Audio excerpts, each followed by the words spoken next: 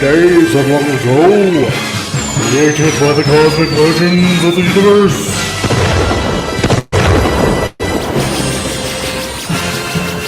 There stands one man, one great man,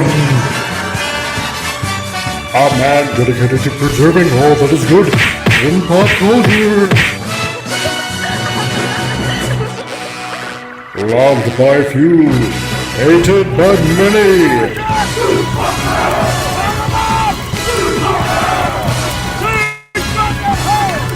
Alone in his fortress of awesomeness, he battles fearlessly against the wolves, the evil, the unjust.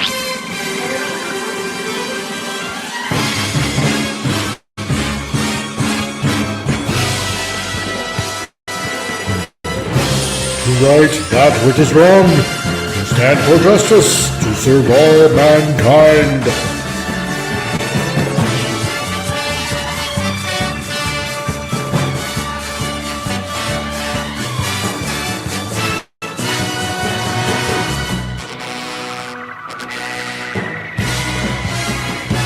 He is the one, the only, the Comic Relief Crusader.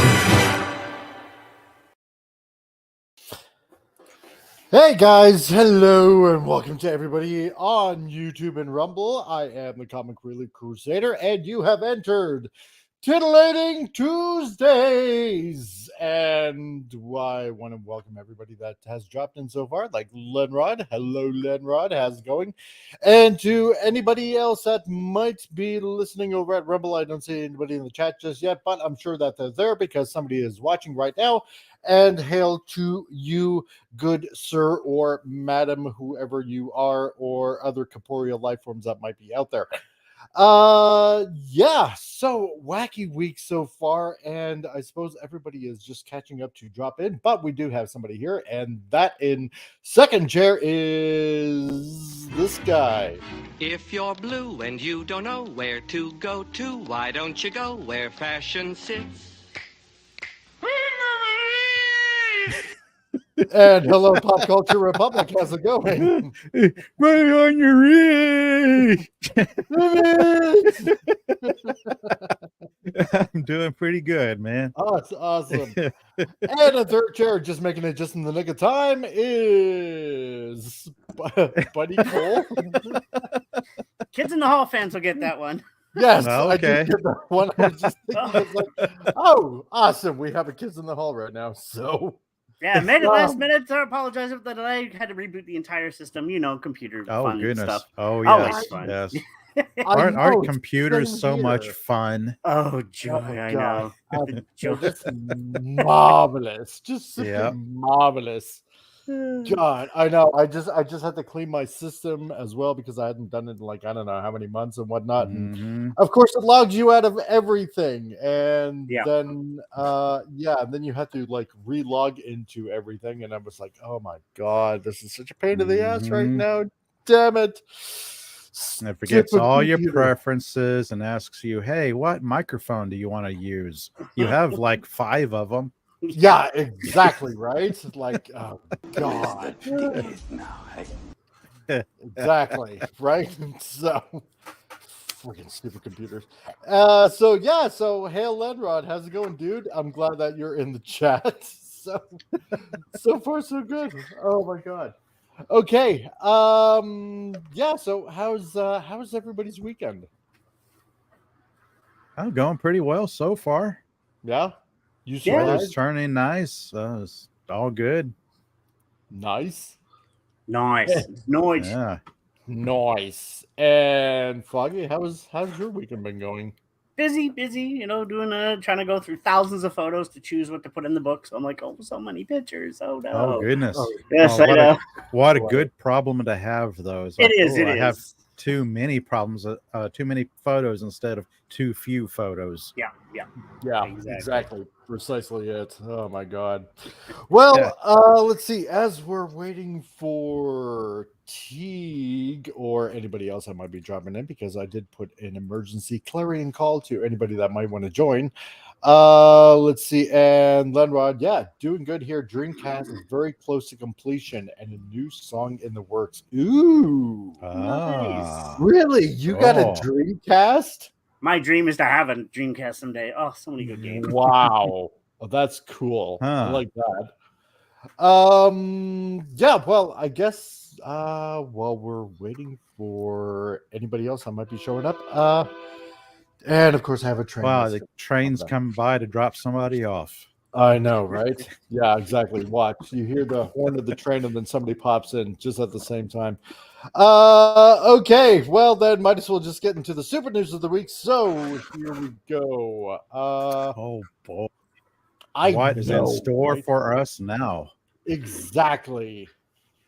This article that came out, woman with 9 months left to live, which is obviously sad, asks husband if she can sleep with her ex just one last time.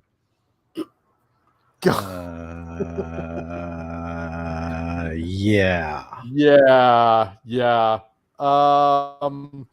If your wife that doesn't have long to live, and like I said, this is a sad thing, is asking me that, I'm like, yeah, sure, honey, that'd be okay. Right after the divorce. Yep. So You can stay with him. He yes. can take care of you the rest of this time. Exactly. You know, if you're that desperate, what do you need me around for? So dang. Like that's just sad, man. That's just sad. It's like till that whole thing about till death do us part. Does that not factor in here?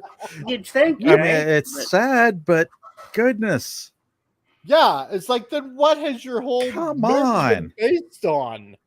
People don't believe in loyalty anymore. It's kind of just, yeah. No, Yeah. exactly. I would never do this to my wife. Gosh, no. No, and I would certainly hope that my wife would definitely not do this to me. Actually, I can tell you she would never do that. So, Exactly. yeah, no, that's wrong. It's just so wrong. So, and yeah, and even though I didn't get the rest of the article, yeah, heartbroken husband. Yeah, I'd be pretty damn heartbroken too if if my wife that was dying asks me that. I'd be like looking at her like, what? Really? It's like after No. the headline and the byline, why do you even need to go into the rest of the article? God. I know, right? Jeez. Oh. It's like, no, I was in a committed relationship, but I'm gonna sneak open the possibility of maybe an open one, even though I'm dying. So I'm just gonna hope that you capitulate because it's my dying wish. It's like, no, I don't think so. No. So, oh God. To which Lenrod says, yeah, I have one fully intact Dreamcast and at least 5 more worth of parts. Oh, Wow. okay. I know Yeah, what that's like. not I have an Xbox 360. I got like 3 of them that have parts and 1 that works. So yeah, I know what that's like. Okay. Yeah. Yeah, even on the way out, women entitlement is a thing. Yeah, it's true. It truly is. I see it on sad. mine all the time. It's ridiculous. It is. That's not right. No. God. No. Okay. Well, then we'll just quit that one because that's depressing. Yeah, a little bit. Yeah. Just a little bit. Yeah. We'll just go to this one. Okay. Texas teacher loses job after complaining sister was dating a white man. I enjoy being racist. Yep, she deserved to be fired. That's for sure. You don't want racist. Exactly. No. But according to this, because she just admitted that she enjoys being racist, I thought only white people were racist. Yeah, exactly. Doesn't that Yeah. counteract the initiative they're trying to flip? Yeah. Like, Apparently, Yeah. apparently, reverse racism wasn't a thing, I thought. yeah. So Yeah, you can't be racist against white people. Come on. no. Exactly. But I guess, Get with it it. is a thing because she's admitting that she enjoys being one. So The scary part is, I guaranteed. How did she treat the white children class? Like, seriously. yes, I was just about to say that. Yeah, Exactly. it's Right? just, we don't need that in our school. We don't need that in the world, on planet Earth. No, no. No, we don't. But I don't know. If it's bad going in one direction, it's bad going in the opposite direction. Exactly. Bad all the way around. There was an Asian That's gentleman right. that did a YouTube video earlier this year, and he said to people, "Why are white people hate on nowadays so much? It makes no sense. We're perpetuating Yes. what was perpetuated upon us back in like the 40s Mhm. and 30s. Like, why are we continuing this? It makes no sense." I'm like, yes, Mhm. I have friends of all races and stuff, and it's just people are people. You're either good or bad. Yeah. Yeah. I saw Everybody's the that. same. We all get up, we all get to work, we all get the kids off to school. Exactly. We all come home, watch a little TV, repeat process. Come on. Yep. Martin Luther King, didn't he I say, put "What? my- Don't judge by the color of your skin, but the content of your character." And I always thought that was should be prevalent to this day still. Yep. Exactly. Yeah.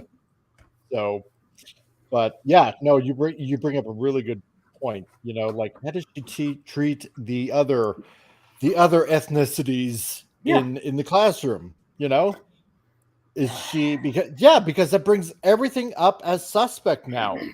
Oh yeah, totally. So she you deserved to know, be fired, 100%. Yep. little Billy comes home from school. He gets an F in history or something like that, even though he answered all the questions right.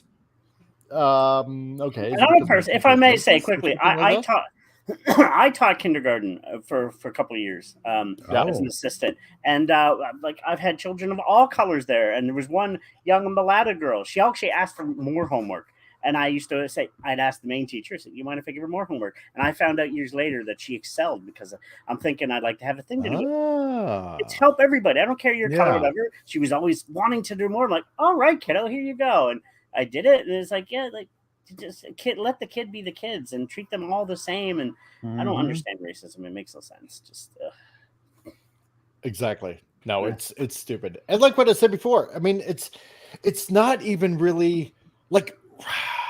And Ledrod says, yeah, being colorblind is racist. Everybody knows that. Actually, I want to speak onto that. That's really been a point lately. Nowadays, they say you have to see color. What about Mike? You can say to this. We're from Gen X. Remember the days of we don't see the color? That's what we should go back to and see the person behind the color, because this seeing color is causing more division and segregation, and we don't need that. Yeah, so, going back to the magical decade that was the 80s, everything was great back then. Oh gosh, I mean, sure, we had troubles, but in all, people got along a lot better. We'd accept everybody for everybody, and it's just I don't understand this. No, I know it's like what I said like months and months ago, right? It's you know, we had shows like The Jeffersons, we had The Cosby Show, we had Different World, we had Family Matters and stuff like that, and all these shows, and even in movies, right? I mean, we had white guys, we had black guys, and action movies, stuff like that, and everybody, and you know what? And those were some of the biggest shows that were on TV because everybody watched it. Everybody, we didn't see color. We didn't. You know, it was just an ordinary family doing ordinary things, you know, maybe in sometimes in an extraordinary situation or something like that. But, and yeah, sure, there were issues that were being talked about. And, but we all agreed with it that, you know, stuff like this was just wrong. A good example, I used to love the Fresh Prince of Bel-Air, but I'd never seen them as colored people. I just seen them as a good family. And it was an amazing story. It's like, yes, I loved it. Exactly. Lenrod says, yeah, homework in kindergarten? What the heck, man? Homework is evil. Oh, she loved it. And like I heard, last I heard, she speaks like 2 languages now. She excelled in school. So, yeah. Wow. He also says, yeah, remember when Run DMC did that crossover with Aerosmith? What about when Public Enemy did that deal with Anthrax? Exactly. Yes. Even in music, thinking of Run DMC. Yeah. It kicked ass. Yeah, because exactly. We didn't see it. It was just a banging tune, man. It was awesome. When you just mentioned the band names, I can think of those 2 songs in my head and how much they rocked. Exactly. Yes. like I enjoyed rap groups like, I don't know, and I know I'm dating myself here, but like Fat Boys. Oh, good. Yeah. Yeah. Yeah, and definitely Run DMC and Well, I was a little Enemy white boy anytime. breakdancer. I grew up with like NWA and all those things, and Grandmaster Flash and the Furious Five, one of the OGs of rap. Yes. So it's like, Yes. yeah. It's yeah. It's God. something happened when we were all getting along, and then people told us we couldn't get along, and we started listening to those people who wanted to divide us and segregate us. Yep. And now we're going back to segregation in schools. It's regressive. Exactly. Universities in Canada and North America are horrible right now for that kind of thing, and it's just They are. I don't understand it. Like the extreme leftist ideology, the extreme side is so overwhelming. Like, what was that documentary? What's totally to do with the color? The one about What's a Woman? And they went to a university speaking to us. Was it a women's professor? And he can't answer the question. What's a woman? So yeah, it's stupidity. And it's like, I don't get it. So yeah, no, neither do I. Rabid ideology that is sweeping across college campuses, and it's the sort of thing that I don't even think going to college is really worth it anymore, because you take on a lot of debt and you get indoctrinated with all this nonsense. Yeah. And then you get a degree in I don't know, basket weaving or something. That's yeah, there's some important life skills right there. Hey, basket weaving's important because I can carry stuff in it. Like, that's right. Actually, I'm going to throw a wrench in that one. Carry my fish. Hey, I got to weave on a loom in college when I was studying graphic design. You had to take a bunch of things. It's actually fun. But anyway, I digress. Yeah. Really? But yeah, but no, the university is a bad thing. But I can say there's a bright spot. I have friends that have little ones, and I'm seeing the teens now, 13, 14 stuff, they want to go back to the old ways. They want traditional values. So there's still hope for our younger generation yet, I'm hoping. Exactly. Like, yeah, because you're finding out more and more that, just like the punk era, conservatism is becoming the counterculture. Yeah, it is. It is. Yeah, which is great. Swings. That's right. Pendulum swings so far. From one generation to the next. Yeah, that's right. Yeah. So let's get into a little bit of news here. So does everybody remember when Batgirl was canceled? There was never really a reason, was there? They just there was a reason. Just a slow golf clap. Exactly. Because apparently Batgirl, when it was viewed, when the Warner Brothers guy, Zaslav, when he took over and when he saw it, he's like, this is just so full of feminist woke crap that there is no way that this is going to air. That's how bad this was. So so this from Variety, I just saw this. Yeah, Batgirl directors watched The Flash and were sad. They got booted from DC before audience could judge. Axed film was more like Tim Burton's Gotham. Oh, well, this is wow. I'm still skeptical on that. Exactly. So let's try to pick this apart. Apparently here, let me just zoom in a bit here so everybody can have a good look here. So Batgirl directors Idel El Arbi and Bilal Falah. Oh boy, this is some good Arabic names. So told Insider while promoting their new Syrian war drama Rebel that watching Warner Brothers' most recent DC tentpole, The Flash, was a sad experience for them. They claim they were told by studio execs that Batgirl would release after The Flash, thus continuing Michael Keaton's revived run as Batman / Bruce Wayne. but that never panned out after Warner Brothers Discovery famously shelved the movie in August 2022 in order to take a tax write-off. Yeah, well, thank God they did, because that movie would have lost so much more money. The film had originally been made directly for streaming on Max, but the studio was pivoting its film strategy to theatrical releases and felt Batgirl wasn't up to snuff. No kidding. And there we go. And look, he just makes it in time. If you're blue and you don't know where to go to, why don't you go where fashion sits?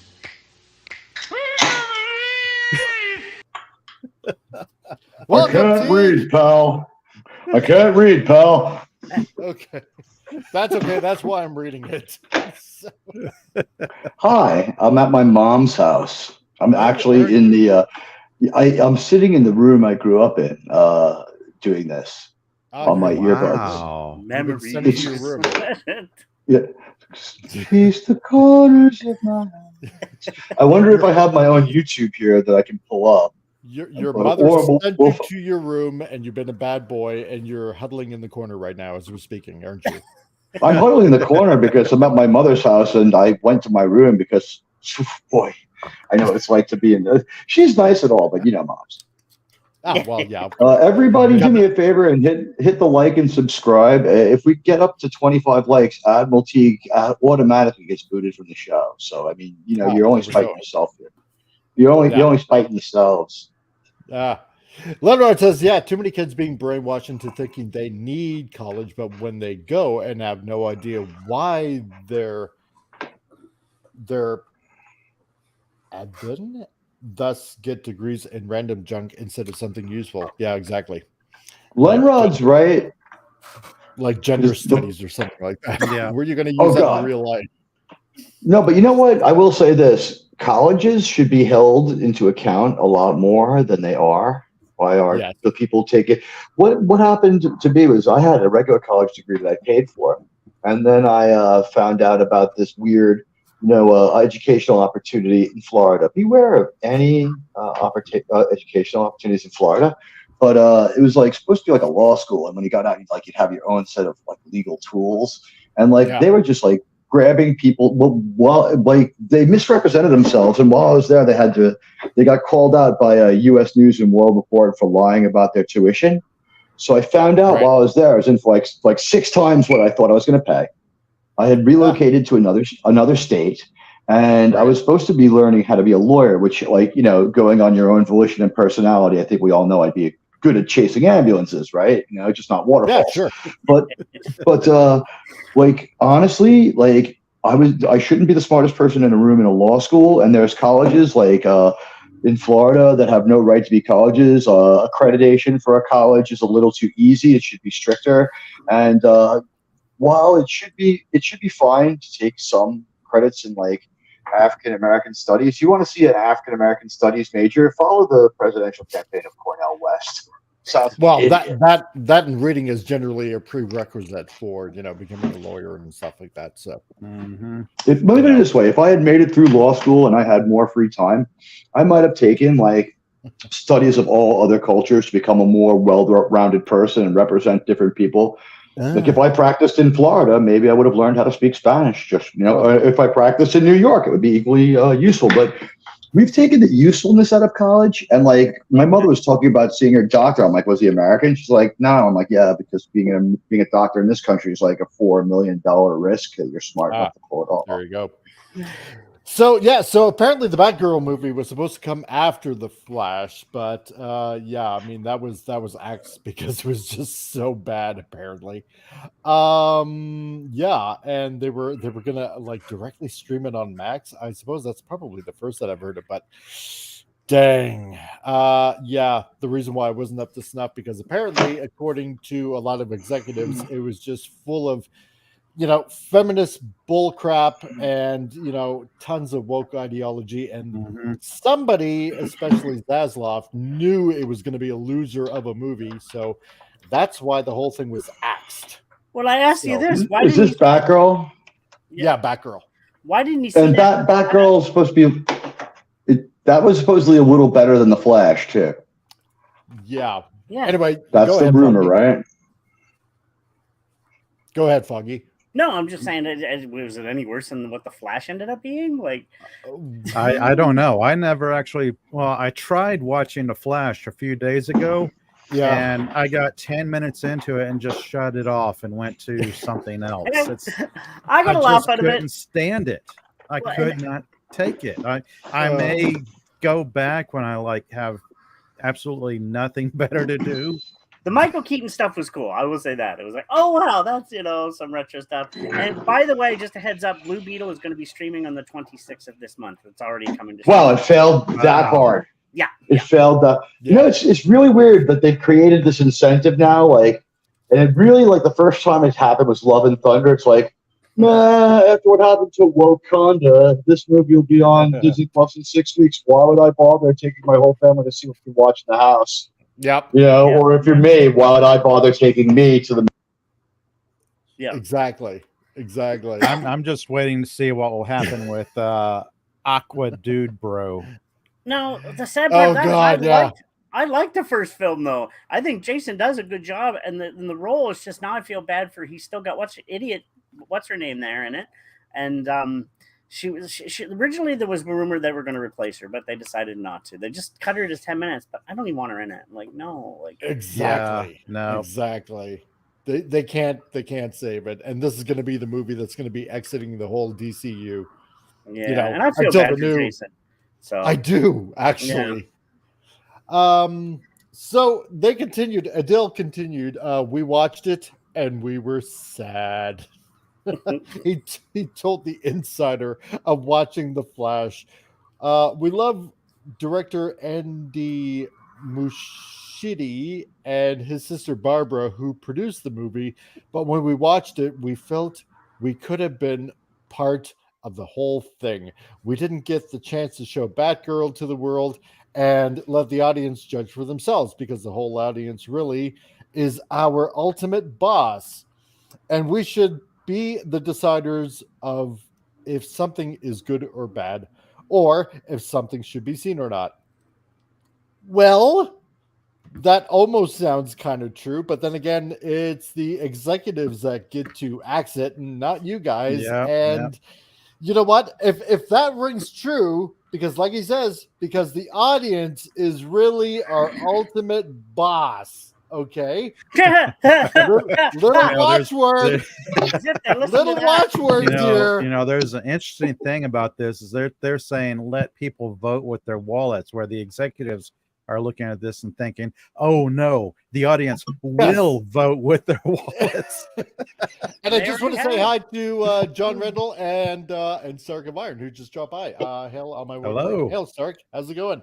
So yeah, exactly. This is our little watchword right here, because the audience really is our ultimate boss. Oh, that's funny. Excuse my English, that's a load of bullshit. The guy who signs your paychecks is the ultimate boss. Henry would still be in the universe. Gal would still be. The Justice League Part 2 would still coming out. Man of Steel 2 would be still existing. Thank you. The boss. Come on. Exactly.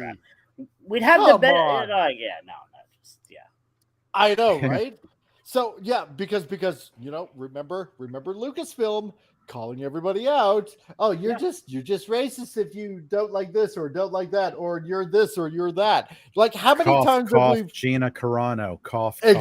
Yes, exactly. Right? With like Gina Carano or every other second actor that comes out when they happen to be in a movie or a production of some sort, right? And just basically bad-mouthing all the fans that want it a certain way because they know if you do it by this formula, it'll succeed. But no, everybody has to be called out in fandom. Doesn't matter what your fandom is. Doesn't matter if it's movies or TV shows or games or comics or anything like that.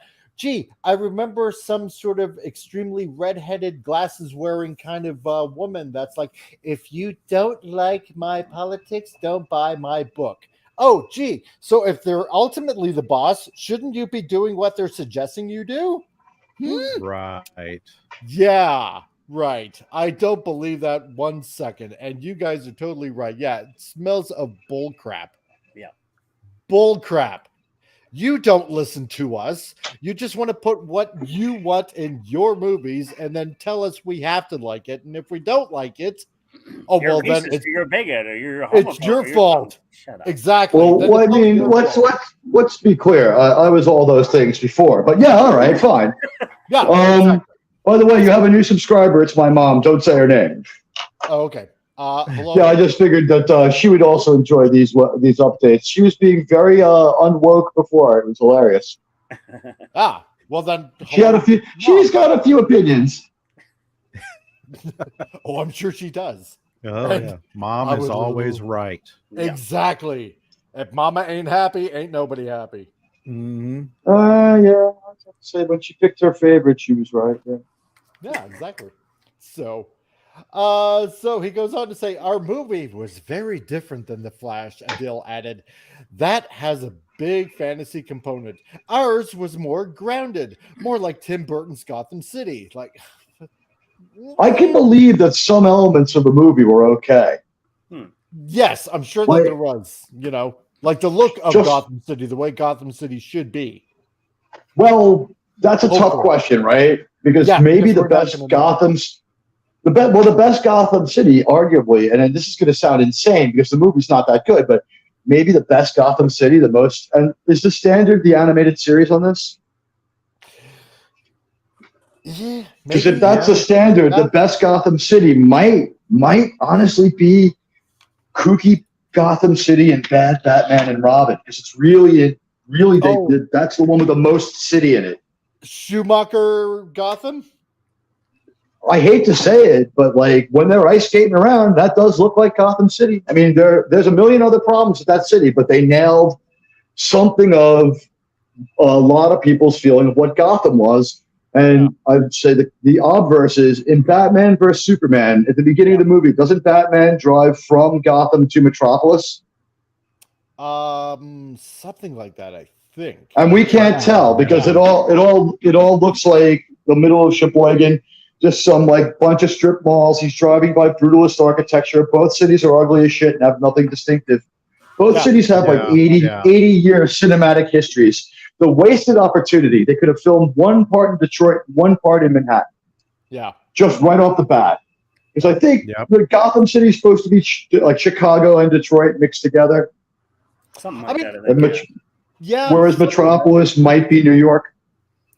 Yeah, I would go along with that. I mean, I was a big fan of Tim Burton's Gotham City in the Keaton Batmans. That was awesome. Yeah. He went with a certain we saw daylight in Gotham City once in 2 movies when the Joker shows up at the press conference. It was nighttime in that Gotham. It was always raining. Blade Runner had a happier city. Yeah. Now, if anybody hasn't played the Arkham games, that's a good Gotham in those. I really think they did good for Gotham in the Arkham games. I agree, but hey, what about Gotham though? Arkham? The sun never comes up. Doesn't matter how long you play the game. It's a great game. I love it, but it's always dark. Yeah.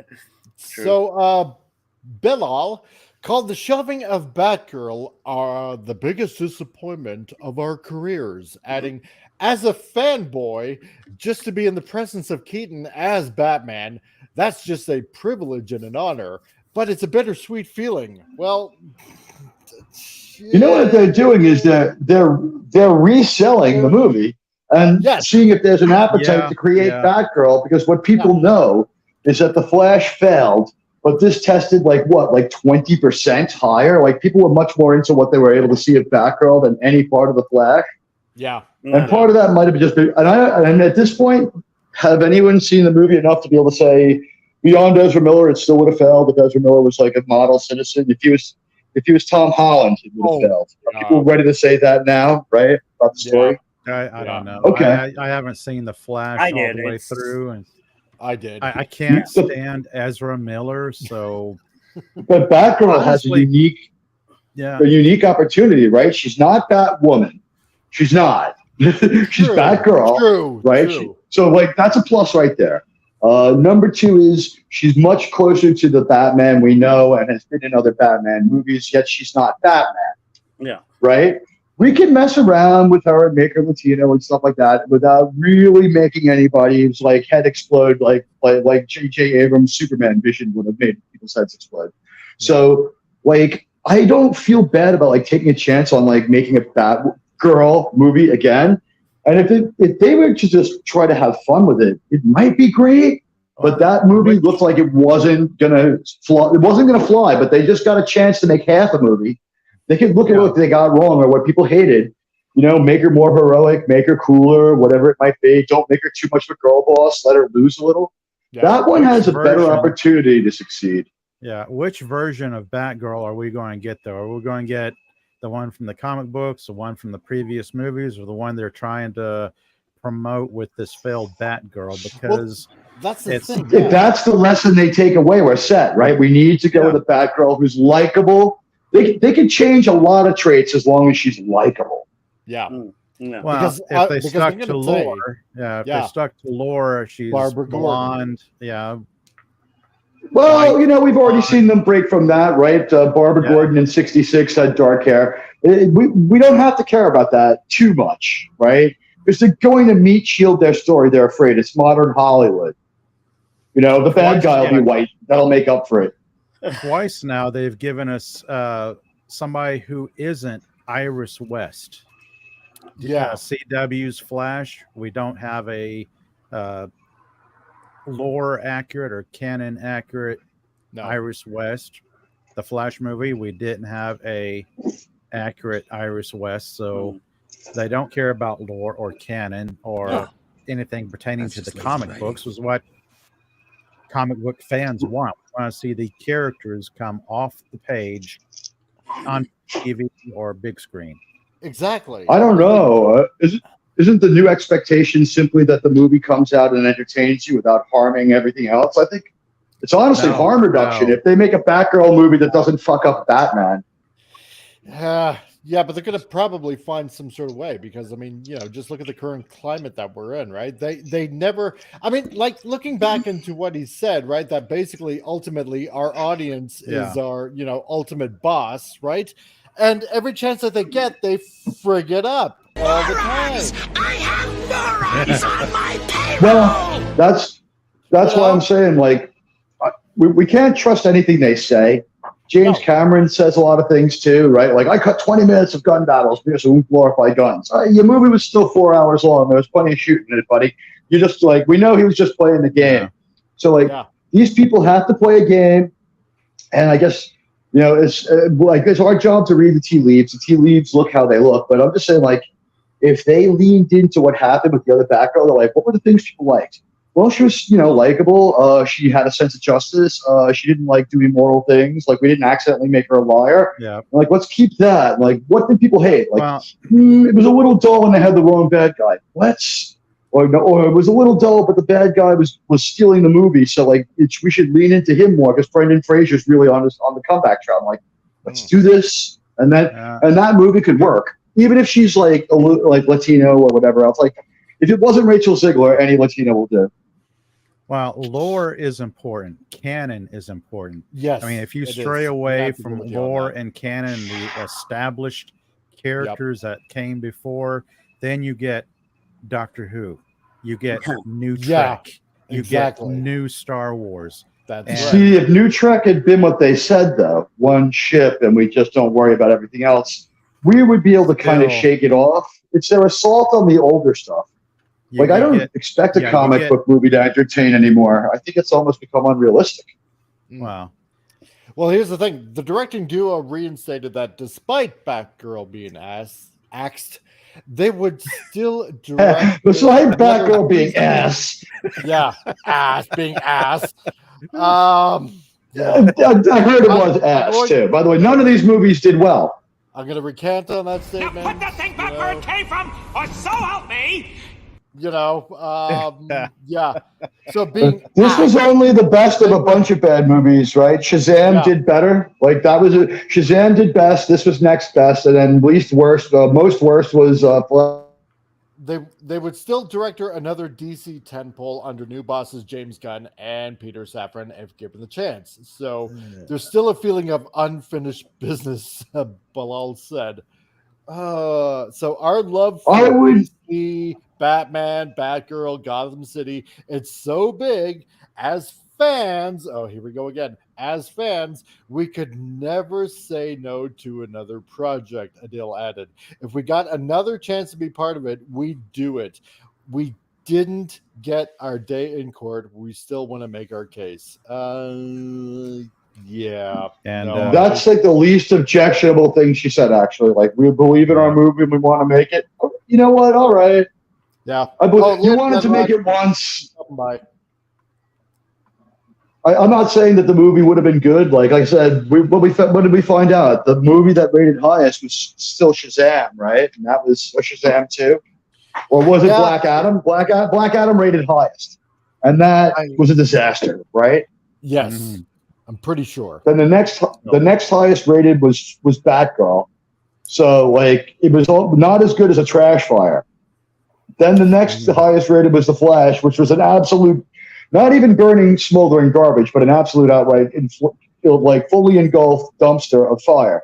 See, now I enjoyed Shazam for what it was. I looked at it as a comedy, and I enjoyed it because it's a comedy. That's for Shazam. Which one? The second or Shazam? Yeah, Shazam. Right. For what it was, I was like, it's worth watching. You know, it's a comedy. So there's that some was the things case that were for it, cringy in there that I didn't care for, like the little girl dropping the F-bomb. That was completely unnecessary.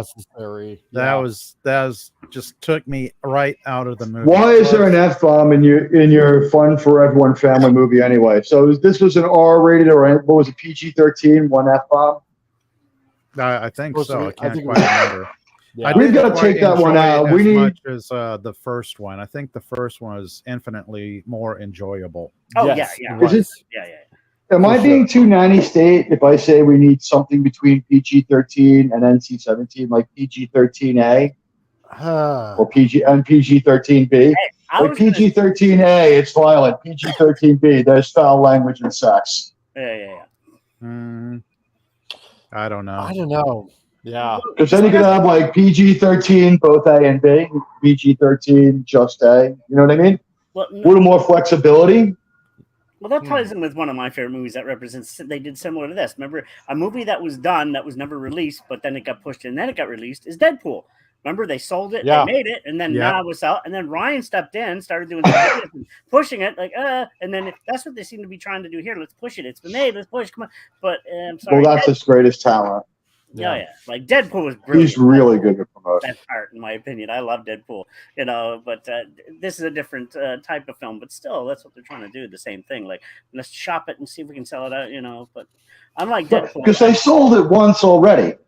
Foggy Rains, right? They've already sold it once already. That movie was going to be made. It was just extraordinary circumstances that had them basically unmake the film. Yeah.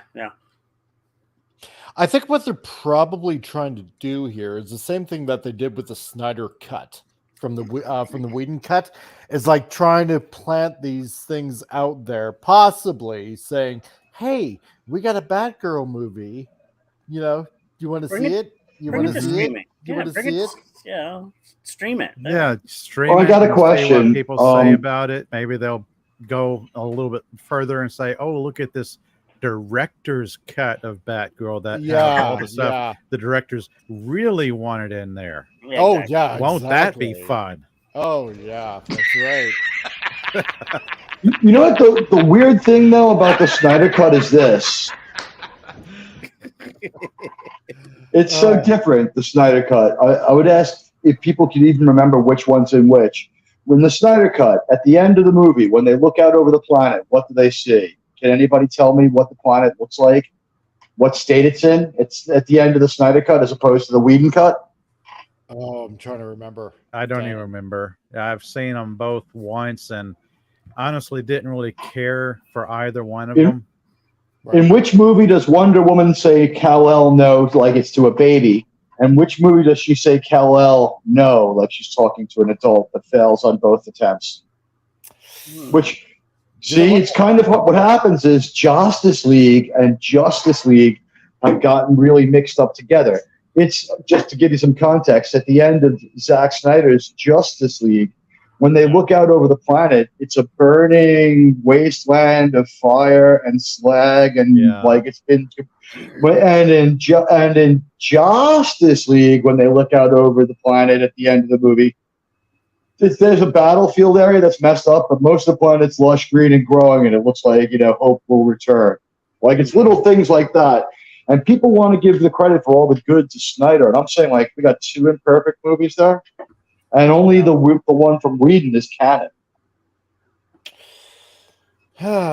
Which is confusing as hell. It is. It is. Either way, I don't want to see this come out. I really don't. No, I don't either. It's because that's not Batgirl. That is a cosplayer. Exactly. That costume is not. It's not good. I don't like it. It's not a good costume. That costume. That's a problem. Yeah. Honestly, I've seen cosplayers. You can look at the costume and it just looks bad. Yeah. Cosplayers have done it much, much better. You go to any Comic-Con or any fan convention, you'll see at least 2 or 3 Batgirls running around. Yeah. But we can fix that. See, what they're trying to do is resell a Batgirl movie, not this Batgirl movie. And I understand why they're trying to do it, because it already worked once. And I would say there's a couple of things just in this picture I like. Does her costume look good? No, but look at the shadow on the wall. That's kind of Batmanish. That's in the spirit of the comics. There's a few things in this picture I really like. I like the angle. I like the color, but not the material. Like she should have a purple leather batsuit or a purple latex batsuit. These are the things we're used to. This is a Michael Jackson jazz, a polyurethane batsuit. It doesn't work. Yeah, exactly. No, it doesn't. It doesn't. It's Lord of the Rings. It's Rings of Power cheap looking. Yeah.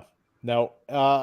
If anything, being a comic books fan and stuff like that, the majority of the fans, they want the Batgirl that they're used to in the comics, and they don't want it tampered with. They don't. Right. John People says blonde Batgirl only worked out so good with Alicia Silverstone, though. I mean, you can fuck that up too. She has to be cast right. Well, I want to see a movie of Spring-Heeled Jack. Yeah, I'm super retro. Where's the circles? Batgirl should have huge circles. And she should be as hot as, was their name Yvonne DiCarlo?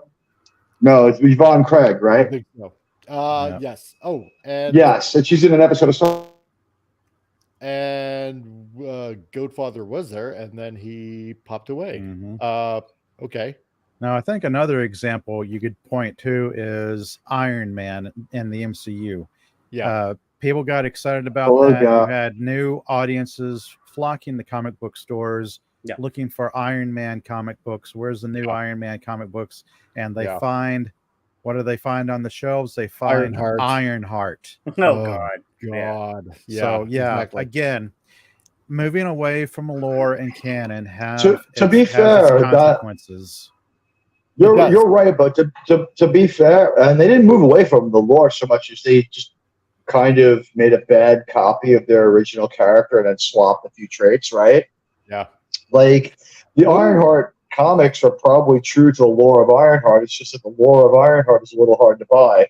People told her that she couldn't be a unique, specific individual, so she took that as a challenge and made the stuff they made, but better, out of garbage. That's not a good story. Yvonne Craig, Batgirl and Green Cycle Girl. She's Garth of Axanar's girlfriend. Yeah. And the fact they tried to bring Ironheart in, was it the Miss Marvel TV series? They started bringing Ironheart in. I'm like, no, I don't want to see that. No. In Wakanda Forever. But here's the thing. They had been ready for a few failures, right? Yeah. There were plenty of comics in the store for when that Ben Affleck movie pancaked. There were plenty of comics ready to go. You could probably still get them. They didn't think that Iron Man movie was going to work. Like early reports at the time, like in like Entertainment Weekly, it's like troubled production Iron Man, but that shocked everybody. Yeah, okay, John, I know exactly what you're talking about. Yeah, Yvonne Craig, as Batgirl. That's right. I remember that now. Right, because Yvonne DiCarlo is Lily Munster. Hold on. Okay, just so everybody gets the context of what John is talking about here. Hold on here. Yeah, Yvonne Craig as Batgirl, 60s Batgirl. She was really cute as Barbara Gordon, but when she put on the Batgirl outfit, she was just absolutely enchantingly devastating. Oh, yeah. Damn. I'm gonna say damn. Oh my gosh. Yeah, she was able to hold her own catsuit to catsuit with Julie Newmar for sure. She looked great. Yep. She's in an episode of Star Trek, the one with Garth Baxter. I'm trying to remember the name, but not really as important as, watch all of old Star Trek anyway. But yeah, beautiful woman. Yeah. And what I liked about movies with her is they're from a time where they were absolutely okay with the fact she looked this way. Could you imagine how they would dress her now? It would be the fact that she's so good. Like, this is a real she has a problematic look in a world that wanted Amy Schumer as Barbie. Yeah. This woman's unrelatable. She's beautiful. She makes it. There she is in Star Trek. Yep. Oh yeah, she was hot as that Orion girl. Oh, she was hot. She was green. Yeah, I don't know what it is about green women. So everyone's a cat. Not current She-Hulk.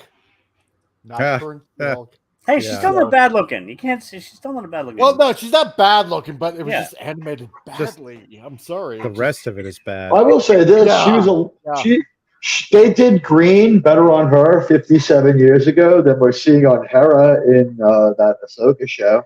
Yeah. And tonight, I guess, is the night that they show that they can maintain it, because if they fall back on their old ways, right? Yeah. Yeah. Yeah. Because how many episodes left, by the way, of that, if I may ask? 3?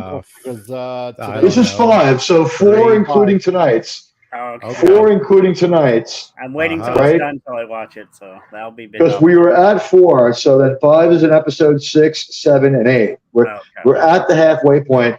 But the good news is, halfway through last episode, the plot kicked in. Yeah. It took so long for that show to get it together. That's true too. Yeah. No, I agree. I don't know. I'm not going to idea. All I know is that the last one's going to be Aquaman 2, and of course you're going to have Amber Heard in it, and I don't know. Aqua dude, bro. Yeah, exactly. He's not the worst, but he's not the worst. But I don't know if anybody can cover the way that character was conceived. Really weird the way they do him now. It is. Well, the whole thing with Willem Dafoe is really weird. It's like I keep expecting like his character from Life Aquatic to walk on and try to explain to them all to calm down. Yeah, exactly. Oh my God. Oh, here comes Bill Murray. So, oh my God. And the movie just got better. Yeah, exactly. Yeah, it's kind of odd that they kind of went with a what was it, a mid-90s Aquaman, lost his hand, had the trident on there, he was like, all beardy, long-haired and all that kind of stuff. I thought it would have been different to see, more clean-cut Aquaman, but whatever. I suppose they went with to me, I could accept this look, but remember lines like, since before the Sahara was a desert. That was like a slap in my intellectual. I was like, don't insult my intelligence. Yeah. Honestly, he looks more like a reject from a Lord of the Rings casting. He doesn't look like Aquaman. Not the one from the comic books, not the one from Justice League. Yeah. I'll give it that. We have stuff that came before the comic books, the Justice League, the Warner Brothers animated movies. Plenty of stuff there to work on to capture the character. I mean, I will admit with Iron Man, it was plain old bad timing, right? Like they didn't think Iron Man was going to work out, and it did, and they had gotten rid of a character that was for them.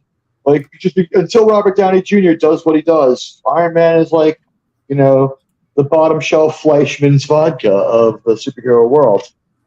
Oh, I didn't even get that because you look back at Phase 1 and everything meshed together.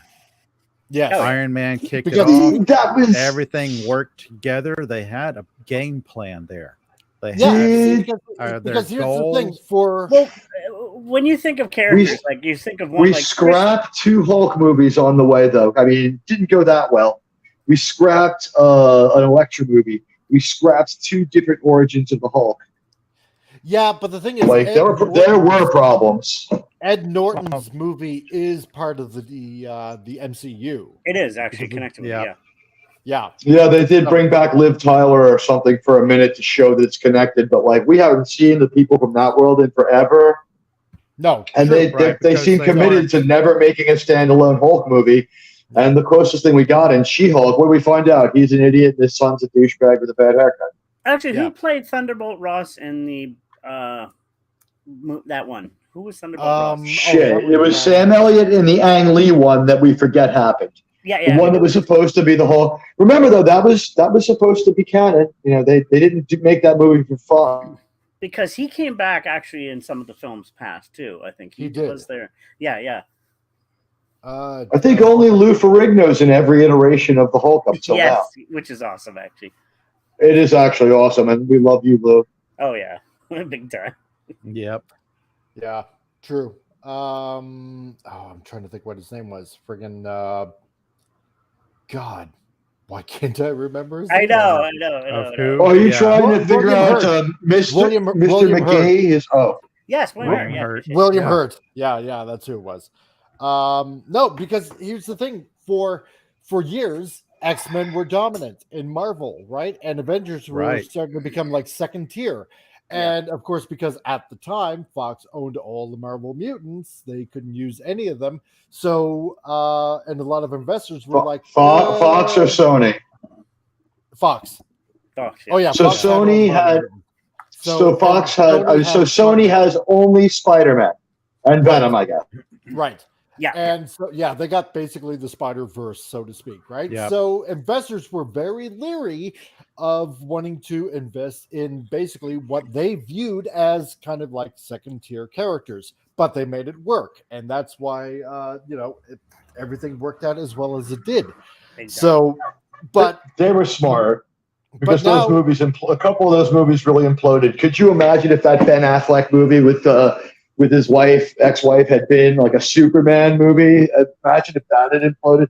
Like, Man of Steel is not good, but could you imagine Ben Affleck's Superman movie?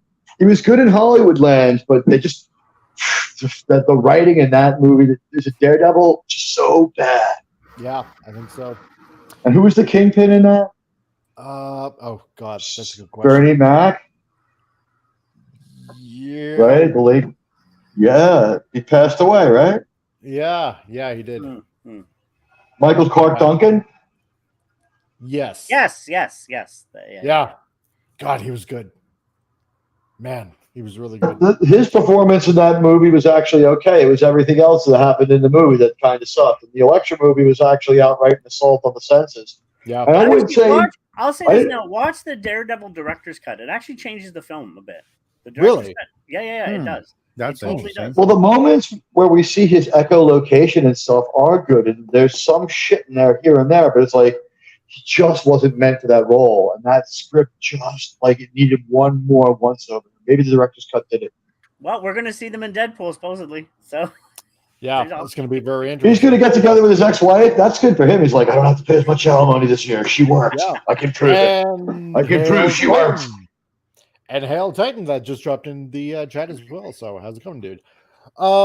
Yeah. So anyway, I don't want to see Batgirl. The one that was made whatsoever. Full of the woke feminist-driven agenda crap, and that's why they shelved it. They knew it was going to be bad. The costume didn't look good whatsoever. Yeah, and like what we said before, cosplayers actually do it better. So let's be fair though. We weren't overly critical. We did admit they got her shadow right. That's yes. The shadow does count, and the shadow is right on point. If you pull off a Yvonne Craig look, then we'd go for that too. So I'd be okay with that. Yep, that'd be good. As long as it doesn't look like she's wearing a modern biker jacket with kind of like a weird helmet. You know what I mean? Like that Batgirl outfit kind of just looked like she was wearing a all-weather motorcycle outfit, but it was polyurethane. You go through, and it was so obviously so. They were just abusing the idea that you could ever be immersed by that costume. Yeah. It's like while you're hearing these details about the movie, you're seeing this costume that's absolute ass. Oh, there you go. Rondo Hatton as Superman. That's what I want. Yeah. I was convinced that we're going to get Timothy Chalamet, so write that down now. Oh, man. That's the Superman that Hollywood thinks you deserve to take the toxicity out of you. Seeing how we're at the 1 hour mark, we'll take a brief commercial break right here. Let's go, Alfred. Let's go shopping. Yes, exactly. Let's go shopping. No.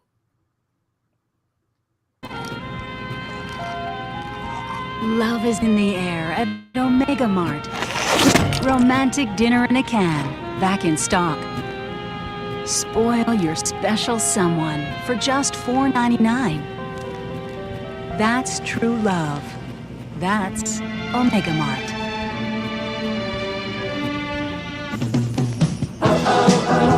Omega Mart, you have no idea what's in store for you. Oh my God! It's a candle. I love it. Yes, exactly. And look, his face is the world's biggest fiddle playing sad violin music for it. Exactly. And stay tuned. More might come from another source eventually. Wink, wink. Oh, nudge, nudge. yes, exactly. And everything about the Omega Mart commercials, the more I watch them, is subversive because it's like the first thing that pops up on screen is when you says you have no idea what's in store for you. Is the first thing on screen is you have no id. And I'm like, wait a minute, I have a very healthy id and ego. See, that's something that your mom needs. You know, seeing how you're over at her place right now, and you two can have a very memorable dinner together. There we go. She made me my favorite meal when I was a kid. It was great.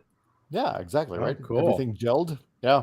So, yeah, exactly. John Randall. Yeah, the new Dick Tracy character, Fiddle Face.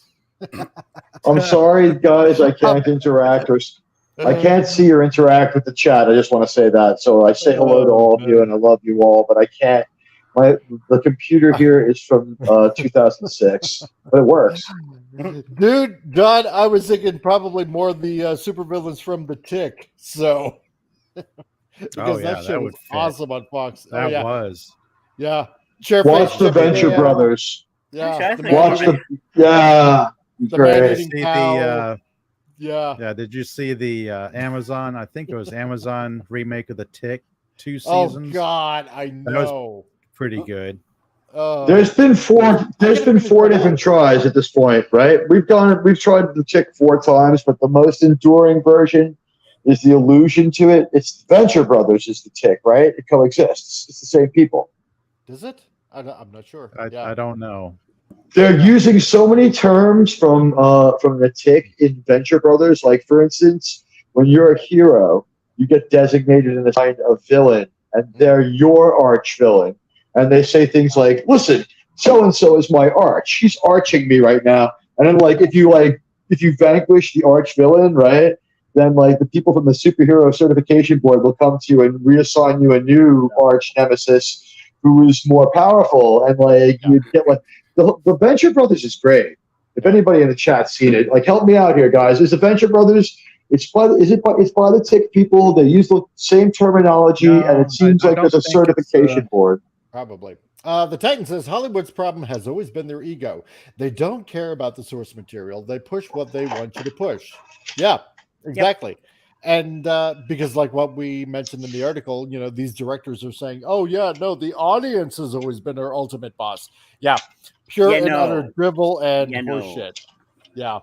So, but I do smell the bullshit.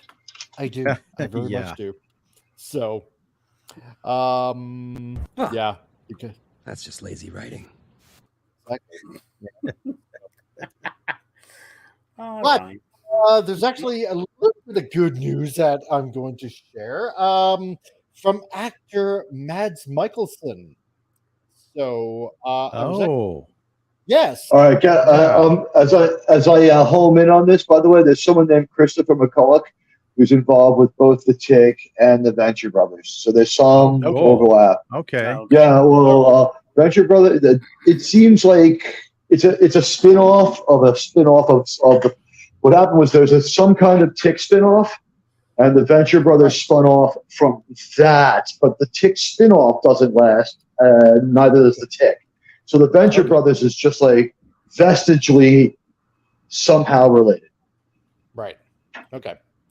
So, The Promised Land, which is a new movie coming out with Mads Mikkelsen, Mads says and mocks woke journalists who question the Danish historical drama's lack of diversity. Oh, Yeah. here we go again. And Hail, the Lost Wanderer, how's it going, dude? You just made it just in time for the second half of our show. And hopefully that everybody over at Rumble also hits the like button. Would really appreciate it. And if you're here, please hit the like button and subscribe and spread and all the kind of good stuff that you're supposed to be doing, because if you don't, I will hunt you down and get you like a fish. No, not really. Oh, I've got it authoritatively, by the way. The Google search for is the Tick related to the Venture Brothers says Horrible is in the same universe as the live-action Tick, while the Venture Brothers is the same universe as animated Tick. So it's a really weird thing. But it's true. I wasn't crazy there.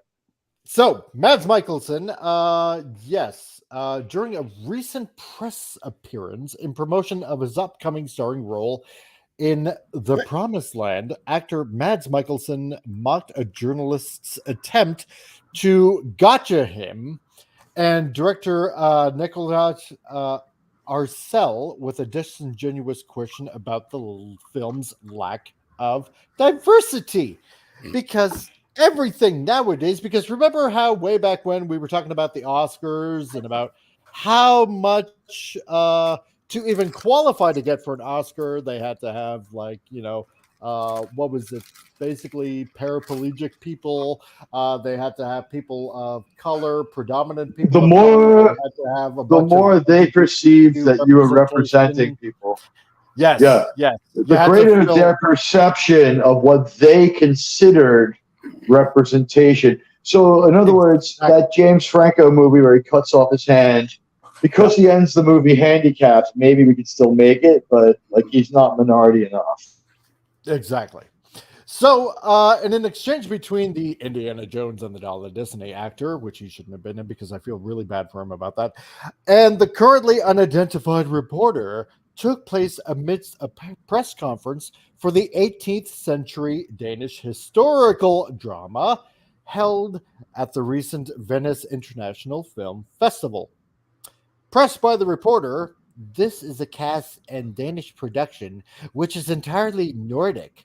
Therefore, it has some lack of diversity, would you say? Basically, Mikkelsen essentially laughed at the reporter, and what we'll do here, we'll just share the whole thing and see how the whole conversation goes. Hello, I'm from Denmark, and it's a pleasure to be here. So you're a little bit into it. This is a cast and Danish production, which is entirely Nordic. It therefore has some lack of diversity, you would say, as also new rules are implied in Hollywood. Are you on to? Sorry, but from the get-go. From the get-go, there is set some rules of diversity across the Atlantic for competing in the best picture, the equivalent to this competition. I love the look on his face. You don't live up to these standards with this broadcast, and there is just curious. It's not because of artistic reasons, it's because of lack of diversity that this can't compete in that competition. Are you worried about that? Are you? I'm serious and honest because you're putting us on the spot. So you answer the question. No, because I have in comparison Parasite, which is great. What do you think? I would think that Parasite, which is a great movie coming from South Korea, had the same level of diversity, but coming from South Korea, this was actually still eligible for the competition. You, as a Danish movie with an all Nordic cast, is not, and that's what I think is a little bit conundrum. I don't understand the question. Okay. Well, first of all, the film takes place in Denmark in the 1750s. Yeah. We do have a big plot line, about a girl of color who is being subjected to racism. Okay. And and which was very rare. Any people of color in Denmark in almost nobody. She was probably at the time the only one in the entire country of Denmark. So it was. I would say that it hasn't been. It wasn't a thought in our mind that I think it would be a little weird. If it's just a historical, how it was in the 1750s. That's also what I was portraying for. Yeah. Cool. Yeah. So, I mean, what a stupid question to be asking. Yeah. No. No, it doesn't. But yeah, see the Titan. Yeah, Mikkelsen's reaction to that question. Exactly. He But just starts laughing and goes, "What?" From the get-go. Yeah, it's like. Well, that'd be like. Did anybody see his other film? One of my favorite films he's ever done, Valhalla Rising. It's a brilliant film. I mean, it is. There's only Vikings in that, but there's no people of color there. But in that part of the world, there was rare. What the hell? He likes reenacted films, like. Like lore again. Lore doesn't matter. Canon doesn't matter. I know. History doesn't matter because we have Vikings of color and the Viking spinoff. We have what is it? Anne Boleyn of color. Yeah. Well, I certainly know why there's 5 movies with the Vikings taking on the Indians. It explains a lot. I mean, for the love of God, he just the director just explains this takes place in around 1750. Yeah, 1750. Maybe it might be one person of color out of hundreds of thousands, but that's it. It's almost rare. Yes. Danes are, just like the Swedes and people in Poland and whatnot. They're as white can be. Yes. Okay. And to even see anyone of color, if you've never seen anyone of color. Wait, hold on. In Secret Invasion, Nick Fury fit in the Soviet Union, and he's black. No, he didn't say I googled it, by the way. There are 50,000 black people in Russia, so he would have fit right in. Oh yeah, exactly right. Doesn't stick out like a sore thumb. But I mean, to see anyone in 1750 of any color is what? First of all, you don't see that normally in that time period during of any sort. Well, not where this is happening, right? They're as north as anybody goes. Who's of that persuasion? I mean, this is not a movie about Eskimos. You would either think, is there something wrong with this person that they look a certain way, or you would at least have some sort of educational knowledge of some sort of the world and of other people of color, and think, oh, okay, they're from way far away. But I mean, for the love of God, you're doing a historical drama. And let me bring this let me bring in this point, because now the Academy says if you don't check these diversity boxes, you're not going to be. What if this film is brilliant? What if it'll never still get film of the year because there's no diversity, which is bullshit. Excuse my language, but it just ticks me off because it's just. But there's one. They say that there's no requirement yet. They say it's suggestion, but you know what they mean by that. Yeah, exactly. Oh, yeah, exactly. At some point, the slow creep of this mind thought will be stopped because not every country will adapt the wokeness that has infected American entertainment. Well, look at or can I just point out the stupidity? The people who live along the edge of the ice cap live along the edge of the ice cap, and there are Inuits in Denmark. Have you ever heard Snell on my show? He's got a Danish accent. He's from Denmark. But he's part genetically from the same group of people, I believe, the same people that are over in the Seattle area. They just live along the edge of the ice cap, and they have the same sort of lifestyle in the Atlantic, between Greenland and I guess it's at the edge of the North Sea, and they travel and they have a little bit of communication with each other. Yep. Yeah, exactly, John. The Oscars are irrelevant. Yep, they are. Yeah, pretty much. Well, look what happened with the Cleopatra. Well, unless you want to see a fight. Yeah, like the Egyptians were ticked because they're like, no, she's not a black woman. And the entire Egypt, the government was like, no. So you got to have accuracy in films. And it took us a few minutes to figure that one out. I'd like to just withdraw my my wonderment about that one. After I found out that the historian was hired by Jada Pinkett Smith, who's had a school closed down because it graduated a whole bunch of people who couldn't read. Like, she does not belong on historical film, and she should not be the head historical advisor or hiring them. Exactly. That is a highly fanciful tale. The Lost Wanderer says, a couple of points. The word Slav comes from the Slavic root word Slav, or slave. Yeah, it comes from the Slavic root word Slav. We should The Nordic Vikings were sold to the Muslim, mostly, society. Yeah. I think we should refer to them as the mandatorily employed. North above. Yep. No, well, let's not also forget, we go back farther. The Irish were slaves of the Nordics for years. So. Yeah, I was about to say the Irish indentured servants that were brought to the New World. Yep.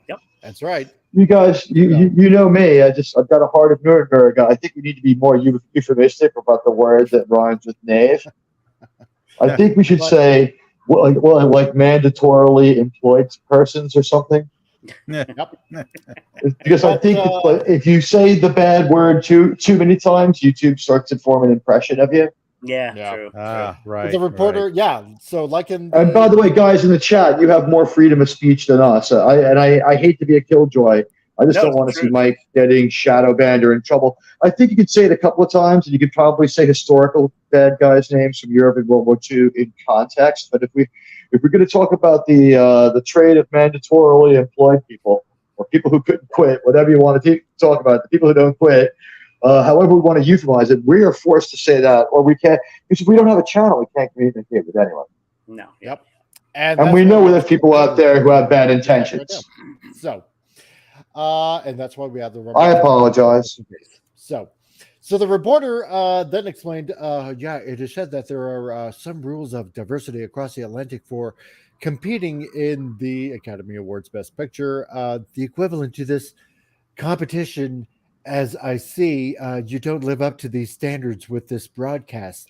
And I'm curious, not just because of artistic reasons, but because of the lack of diversity, that this can't compete in that competition. Are you worried about that? I've got it. Dumbass question, right? Yeah. By the way, I've got it. Instead of slaves, let's call them fire spray gunships. Oh yeah, sure, let's do that. Yeah, I'm okay with that. That's historically accurate, isn't it? That's what they call slave one now, right? That's right. Exactly. Right. So people who did fire spray gunship trading, Yeah. But I like it when Mikkelsen, he fires back. Are you? I'm serious and honest because you're putting us on the spot. So answer the question. Yeah, exactly. Put it right back on the reporter. Right? Exactly. Great. Because this is perfectly. Yeah. Yes, because this is on the reporter, right? It shouldn't be on the production or on Mikkelsen whatsoever, right? The problem is with you because is it Mikkelsen or Mikkelsen? Mikkelsen. Okay, sorry. Because you, as the reporter, this is what's on your mind, and this is your feelings that you want to portray and try to project it onto everybody else, right? Well, don't you think this is going to be a bad film? Well, you've already judged that it's going to be a bad film because you're bringing up diversity into it, that there's not enough of it. So the cause is on you, that you've already made up your mind that this is not going to be a good film. Because, he goes on to mention Parasite. And I saw Parasite, noting that the South Korean film didn't meet the Academy's new diversity quotas. But the word is politician, Mike. Oh, exactly. The movie is actually called Parasite. We're not being euphemistic. Sorry. I thought we were translating out of YouTube and into English. Carry on. Well, potato. So, and I watched that film, and that was actually a really good film. In comparison, Parasite, that I would think was a great coming from South Korea, had the same level of diversity, but coming from South Korea, because of course nobody was white in directing that movie, so therefore that's why it did actually win awards, because no white people. So, but it wasn't diverse enough, but it still won a bunch of awards because no white people. The hypocrisy is ridiculous. Yeah, exactly. I'm pretty sure the audiences who go see this movie, the Danish audiences, won't care one bit about diversity. They'll be looking at it going, does it reflect our culture? Is it historically accurate to our culture? Maybe we shouldn't even think about it that way, right? Maybe they just should be thinking it's going to be a good movie. Diversity shouldn't be part of good storytelling. It should be just the storytelling. Yeah, it's like just be the story. Yeah. But you should be buying your ticket based on the idea it's a good movie. But that isn't good enough for them, unfortunately, because in comparison, it would have been, so coming from South Korea, this was actually eligible for competition. You as a Danish movie with an all Nordic cast is not. And that's what I think is a little bit of a conundrum. Oh, so basically, let's retranslate this. Because you're all white with your all white cast is not. And I think that's a little bit of a conundrum because you're all mainly white. And because you're this all is a historical white drama. history. Yes. And you're all white history in a 1750 period of nearly practically all white people. That is the problem. So you might as well just say, Mr. Reporter, sir, that because I feel that you're being racist because of your nearly all historically accurate 1750 century piece is not diverse enough because you're all white. There you go. That's what should have been said. John Rendell says, and the English indentured servants and the 16th and 1700s who came to New England, one of my ancestors was one. Comic Relief Crusader are going to get running. Okay, John, thank you for dropping by. Time to get ready for the lodge meeting tonight. Have a good one all. Thanks, John, for dropping by. I really appreciate it. So you might as well just say, because you guys are all white, that's the problem. That's what he's really saying. So, but yes, he fires back. Okay, well, first of all, the film takes place in Denmark in the 1750s. Okay, right there. So, and we do have a big plot line, about a girl of color. So, because he's mentioning this is what the story is about, we do actually have diversity because we got a girl of color who is being subjugated to racism. So, okay, you have a good story there about a girl of color. And this is about a story about racism, which is very rare to see any people of color in Denmark. Almost nobody. That's right. Because again, 1750s, not 1950s, not 2050s, which is like 30 years into the future, but whatever, 1750s. Like, so almost 300 years ago. Okay. Right. Almost 300 years ago. She was probably at the time, like he says, the only one, probably being the watchword right here, probably the only one in the entire country of Denmark, he continued. So I would say that there wasn't a thought in our mind that I think it would be a little weird. It's just historical. It's how it was in the 1750s. And somebody just popped in. Oh, it was overly teak. Okay, fine. You're back on. So yeah, some kind of weird anomaly happened on my end. I'm only on my phone. Apologies. Yes. And so this is the girl that's playing that this is the story about. Okay. So a little girl. Okay. And I don't know. She looks maybe Middle Eastern or East Indian or something like that. I mean, to me, she looks a little tan. Maybe the picture isn't that good, but from what I can tell, whatever. So it's about this girl. Diverse, or is she not black enough? I don't know. Like I said, she looks Middle Eastern, she looks East Indian, whatever. I have absolutely no. This picture can't really tell, like the way the light's shining on her and the angle she's at. They chose the vaguest picture to let people debate. Yeah, we could find out literally anything tomorrow. So what more do you want? I think it's largely irrelevant because it's honestly at the root of it, it's just stupid. There's nobody taking this argument to say Zulu from what was it, 1964 or whatever. Nobody's making Yeah. that argument about that movie. Like, oh, it's not diverse enough. It's of its time. It's okay. It's okay. They want to erase white history. It's on the same. Zulu's on the same level as the American movie The Alamo, and similar feelings and similar circumstances, except a different outcome. Or moving forward to something more recent.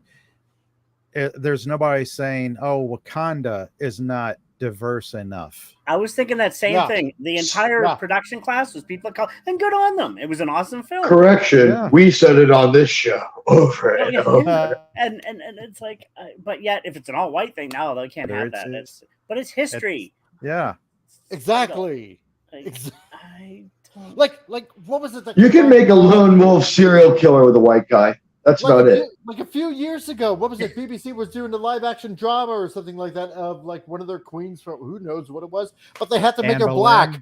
Yes, they had to make her black, but she wasn't black. There was like next to no black people living in England at that time. Yeah, like, I know.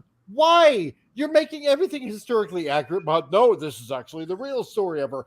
Is it really? Was she a black woman? I don't think so. Go out. I'm trying to imagine if changing Aragorn to a person of color. That's not Lord of the Rings. If that was the case, boy, you must have sat out in the sun for a long time in foggy old merry old England. Give me. I just have to say it. Rings of Power brought to you by the people who bought you Star Trek Discovery. Yeah. I mean, seriously. I've been warning people for a long time about this. I mean, would they have been happy if basically everybody was like, I don't know, Latino and Black and Asian and East Indian and Arabic and whatnot, and maybe have one white person in there? Would they be happy then? You know, fuck you, I'm Latino. You have that one white person in there. I can understand people wanting representation. I think that's great, but the time and energy and money you spend altering something could be spent making something original. Yeah. Exactly. Come up with an excellent idea, excellent characters, make something original, because historically there's lots of characters out there that need that sort of justice done to them. Like I just saw a preview for a Bass Reeves series coming out, like the most historical and best known Marshall. Yeah. Well, this is also this. Oh, that looks like a good show too. By the way, it does. It looks like an excellent show. I'm looking forward to seeing that. Yeah, but I want to say this: remember, like your perception is reality on this one. Like we're talking in these terms, but we live in a world where, in the eyes of Hollywood, Emilio Estevez is Latino, but Charlie Sheen and Martin Sheen aren't. Yeah, exactly. Go figure that one. And I just point out that Martin Sheen's twice as Latino as Emilio Estevez. I checked. So carrying on here, issuing a joint statement in September in 2020, Academy President David Rubin and Academy CEO Dawn Hudson announced that going forward, films would need to meet certain diversity standards in order to be eligible for a Best Picture nomination. Remember, like way back when we were covering that? Remember that? Yeah. Yes. Yeah. Yep. The aperture must widen to reflect our diverse global population in both the creation of motion pictures and in the audience who connects with them, wrote the pair. The Academy is committed to playing a vital role in helping make this a reality, they added. We believe these inclusion standards will be a catalyst for long-lasting, essential change in our industry. Oh boy, yes, we remember that. This is because of No Child Left Behind and Twilight had way too much of an effect on our world. That's right, because remember when the Academy wrote, what was it, in Standard A, on-screen representation, themes, and narratives, and a lead or significant supporting actor, because remember what they said at least one of the lead actors or significant supporting actors is from an underrepresented racial or ethnic group, whether it be Asian, Hispanic, Latinx, race, which they said, not Fuck me, that that's what word. they Fuck said, you. Don't call that. Black or African American, Indigenous, Native American or Alaskan Native, Middle Eastern, North African, Native Hawaiian or Pacific Islander, or other underrepresented race or ethnicity, or the general ensemble cast. 30% of them, if you remember correctly, 30% of them in the secondary minor roles would have to be either women, racial or ethnic groups, LGBTQ, people with cognitive or physical disabilities, or are deaf or hard of hearing. And of course, in the main subject story and subject matter storylines, the main storyline theme or narrative of the film is centered on or an unrepresented group of women, racial groups, or ethnic groups, or LGBTQ. People with physical or cognitive disabilities or deaf or hard of hearing. And this kept on going on and on and on, especially with creator leadership or department What's to heads. stop And people then on from just top of that, walking in and saying, like, I'm kind of like, you know, or paid or tismatic. I deserve preferential exactly, hiring. or paid apprenticeships or intern opportunities, or it even went to representation in marketing, publicity, or distribution, and so on and so forth. And it just had to keep on going and going and going. So they have to throw it in. You have to throw it in every movie if you want to win that coveted golden idol, which is called the Oscars. So I'm going to break in for a quick second here. You can. What about storytelling? When did that become a secondary to a story? Storytelling it became secondary to a political agenda. Exactly. That's right. And what?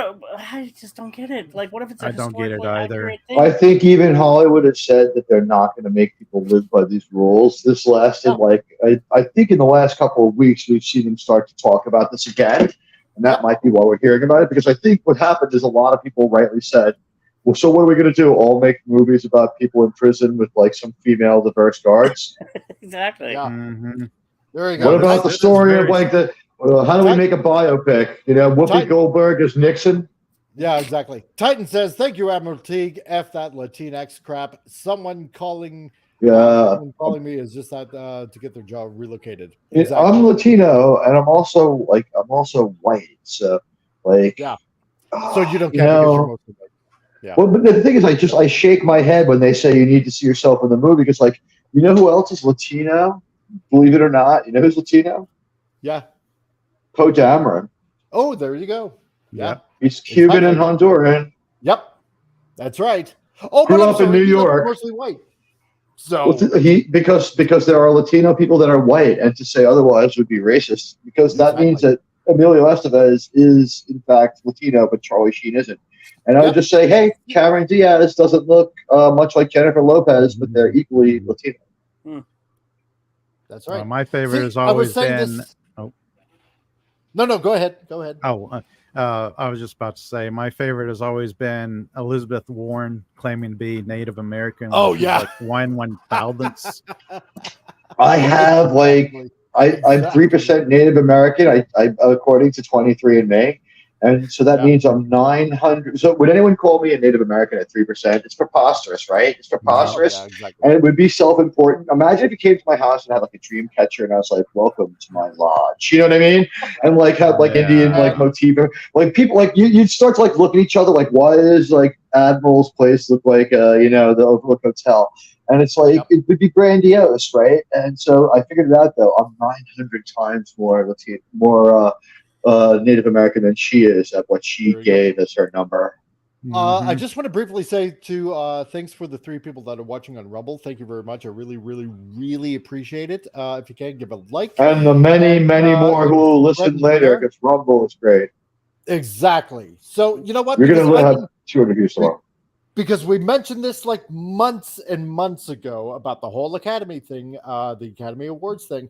And like, and I'm not saying anything bad about Doomcock or anything like that. When he said like, what was it like a few weeks ago about how it's all permeated into the writer's room and stuff like that. And I'm not saying that he's late on the news, but it's like, dude, I've been saying this for years that this is what they're trying to creep in. This is all about the programming. It's about getting you to accept it, whether you like it or not. And like I said, this is permeated with TV, with comics, with movies, with everything, with video games, like we talked about on Friday with Starfield. Oh well, I'm sorry if you don't like it, well then we're gonna ban you. So, right. You know, this is permeating. Yeah. This is literally propaganda type programming. And all of this follows the BBC's own guidelines that came out earlier. I think that came out, I don't know, probably a year ago, their own diversity and inclusion standards for movies. That's funny. People from Cornwall must be it. It's like it's the British Broadcasting Agency. They're like, we have to have people from Cornwall and also Bloomington in every movie, or people won't feel included. So these ridiculous diversity quotas now require films to include at least one of the lead actors or significant supporting roles, like I just read, is from an under-depreciated racial or ethnic group, and to achieve the appropriate levels of on-screen representation, themes, and narratives in order to be eligible for the Academy's highest honor. It'll still never be good enough. It'll still never be good enough. When you win, what they'll say is you had this disempowered class in there, but in the movie, that character had no agency anyway. Yep. As per the new guidelines, the underrepresented racial or ethnic groups include Asians, Hispanics, I won't say Latinx, even though I just said it right now, Black African Americans, Indigenous, Native American or Alaskan Native, which is technically still Native American, Middle Eastern or North African, Native Hawaiian, or other Pacific Islanders, as well as other underrepresented race or ethnicity, like I just read. Further, if you say the word Latinx again, I'm going to go back on my banana boat and get my fucking switchblade and cut you. Do you promise? Yeah. So that's right. Please don't say that fucking word. Came from, or so help me. That's pretty good. Perfect soundbite. Yeah. So further, filmmakers will need to take into consideration the separate diversity requirements for members of the ever-growing LGBTQ community, women, and even people with cognitive or physical disabilities or are deaf or hard of hearing. What if I just fake that I'm hard of hearing? I don't know. What's that? And pretend that exactly. So come again. Yeah. Because like they said, their change starts now, and this was back in September 2020. So this has already been in the works for 3 years now. So can I just say that I'm not and to be eligible for the Best Picture consideration for the 96th Oscar 2024, a film must meet these two or out of the 4 standards. So 2 out of the 4 standards. Wow. So I predict in the next 3 years, the Best Picture winner streams only. It'll be a streaming only release. That's how hard it's going to be to qualify. This bullshit. Exactly. And the problem no one cares. People will pass on the award to make money. And the thing is, not a lot of people will actually watch the stuff on streaming because they can just find something else that's better. And again, money's going to go down the tubes. They don't get it. Yeah, League of Their Own book enough for this standard. Yes. So they just don't get it. So I wonder how they would. Oh. No, so Mads Mikkelsen, he's perfectly within his rights. Yeah. To call out these idiots and put it back on you. Oh, yeah, 100%. I wonder how they would stop somebody who is blonde and blue-eyed coming in saying, "I'm here to audition for that part. I self-identify as that character." Yeah. Play that game with them. Yeah. Yeah. If any of you want to be an extra or something like that or get into acting, just tell them, okay, fine. Identify as a trans black, disabled, deaf black woman. It is my truth. It's my truth, and I want to play the role of George C. Patton. And see how I said it again, Whoopi Goldberg in Watergate. That's Nixon. Yes. Whoopi Goldberg is captivating as Richard Milhouse Nixon. I'll see you that. And I'll raise you Nicolas Cage as Obama in a Obama documentary. There we go. Yeah, we'll do that. So I like that idea. Yeah, And I would think love to see Alicia Silverstone play Reagan. So I was thinking of Alicia Silverstone for Michelle Obama. Okay. You know, that could work. Yeah. Nicolas that could Cage and work. Alicia Silverstone as the Obamas. Yeah. Make that movie. Make that movie. There we go. I want to see that. Yeah. And Nicolas Cage is just out there far enough where he'd probably consider that seriously. How about this one really quickly? Let's just say we did everything else with complete seriousness, right? And as Obama, we cast Al, and as Michelle Obama, we cast Peg, and it's just Al and Peg Bundy, Ed O'Neill, and Katie Seagal as the Obamas, and just but otherwise, like completely serious. Have a historian write it. Oh my God! The only way that might be the only way to save it. Like when the daughters come in, one is David Faustino in drag, just like ironically pretending to be it. Just don't concede to reality, but do everything straight. Dress and drag and do the hula? Yeah. So you're getting much better on the soundboard. I try. So the Titan, well, it was Warren's cheekbones that convinced her she was Native American. How was that comment from her? Not racist, exactly, right? Oh my God. Oh goodness. I'm 1032 part Cherokee. Oh, for frick's sake! Shut up, Elizabeth. Jeez, just shut up. My sister's like half Cherokee. That's of all the Indians to pick. Is she Cherokee, Elizabeth Warren? Because now I would understand certain things about her. Oh God, she's I know there's a number of indigenous tribes that won't recognize anything beyond Michelle Obama played by Lawrence Fishburne. Yeah, like the weird thing was when I heard the Elizabeth Warren DNA, the way it was described was that like 200 and like in 16 to 1700, she had one relative who was half. It's like, what does it like? Why not take it back to the full relative? It's like in 14 because it's too far off the map and she's way inside the margin of error. I don't know if I believe her test. I'm sorry about that one. I'm skeptical. Yeah, I know that if I recall right, most native tribes won't recognize anyone beyond 1/32. I think the federal government is 1/17 to get the allowance to tribal recognition or being a member of the tribe. But if you leave the reservation, you're done. Yeah, some tribes will recognize somebody who's like 1/32 native. That's like having a. You know what, Titan? I'm going to raise you that, and I'm going to go Terry Austin's on this. So, yeah. And I'll raise you that. Goodness. So, just oh no. Now, isn't there a rumor? Wasn't there a rumor that she's a guy anyway? Somebody always said. A lot of people still believe it, but the fact is, what did they do? Clone those children? They look just like both of them. Yep, because the children just disprove it.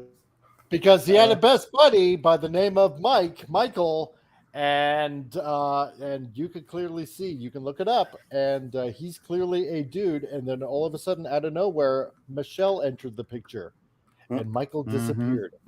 Yeah, so yeah, so that's. Wait, so where did the children who look just like a cross between both of them come from? Genosis. I'm not saying I'm a big fan of Obama, but that one, I don't know. Like, I think maybe she's just a person that a lot of people don't like, and you could like it, whoever you do or don't. But I don't know that's a stranger conspiracy. There's a lot of other stuff that in my first. I'm not going to say yay or nay, but I'm just going to leave that out there. And I'm going to say that one's pretty strange. Revealed. Let's put it that way. So, but I agree with the response to that stupid question, though. I do. My response is just look at the daughters. They look too much like a cross in both of them. This guy would also have had to have had a sister who was willing to have Barack Obama's kids. Yeah. So, but yeah, no, I think Mikkelsen and the director on this film they played it perfectly. They played it perfectly. They did it really good. They called it out, and you know, obviously they don't give a damn about the Oscars. They don't. They're about making art, making a good film. That's what he wants exactly. to do. So. And you know what? I got all the respect for this dude. Something that represents their own culture. Exactly. If you set out to try to make an Academy Award-winning film, you're going to destroy your movie before you even start writing the script, based on those strange.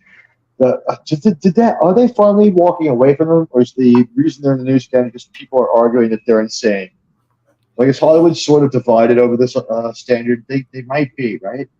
I think it's a little bit from column A and a little bit from column B. It's like, you know, these. It's so insane that if we've got people who are people who are otherwise on board with everything Hollywood does, questioning even this one is what we're saying. Yeah, exactly. Yeah, you know, some are just going to be some are just going to be there to, you know, just toe the line, and others are going to be, you know, like, and you're going to lose money, guys.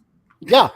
And screw you guys. I just want to make something that's historically accurate or just fun or just, you know, like what we've seen, for example, with One Piece. I just want to stick to the story and that's it. Yeah.